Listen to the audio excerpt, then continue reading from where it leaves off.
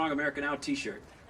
Hi, Tim. I apologize. The doctor kept me waiting too long, so you may have already covered this. But I was wondering, what are your plans, of course, to do away with the deficit or to handle our economic crisis? Great. Well, I should, first of all, if I could comment on your t-shirt. There's a group in Iowa, and it's going to be a big part of the caucus discussion called Strong America Now. It's being led by a business person who is expert in something called Lean Six Sigma, which is a fancy name for how do you make government more streamlined, more efficient, quicker, faster, lighter, more affordable, more technologically savvy. We used it in Minnesota, and it really works. And so I've raised my hand and said I want to be the first presidential candidate to sign up for the Strong America Now initiative.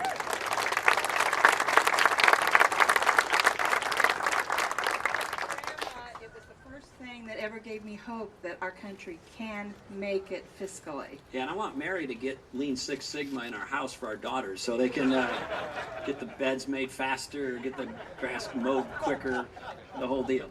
But on the larger issue that you talked about, the deficit and the debt, let me just be very blunt with you. You know, the number one responsibility of the United States federal government is national security. We got to stay focused on that. But right after that, so if we don't get this deficit and debt under control, it's going to take down our country from within. And I'm running for president because I want to fix the debt and the deficit and get this economy growing again. And yeah.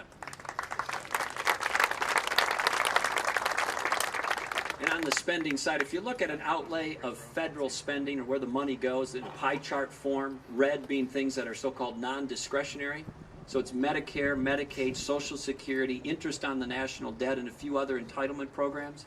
That red part is already over the halfway line, and at the rate at which it's growing, it's going to be over the three-quarter line in the not-too-distant future. And the rest is almost all defense. So this is what I said in the speech, and I'll say it again now because it's really important. We've got to look the American people in the eye and just say there is no way out of this unless we're willing to reform those entitlement programs and the other built-in, baked-in autopilot spending programs. It's not going to be easy, but look, if we're not willing to say it and we can't get the country to do it, then we're just wasting our time.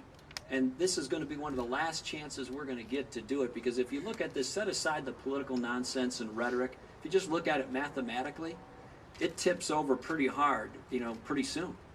So we don't have 20 years or 15 years or even 10 years. This is the time. I know politicians always say this is the election that really matters. This is the one that's going to determine in a historic way the future of the country. Look at the numbers and you'll see that that's true. And we need a new president. Barack Obama won't tackle this. He doesn't have the courage to do it. He doesn't have the political abilities to take it on. I will. And you'll hear about that when we go to Florida tomorrow and speak about these issues directly. Governor, we have time for one more question.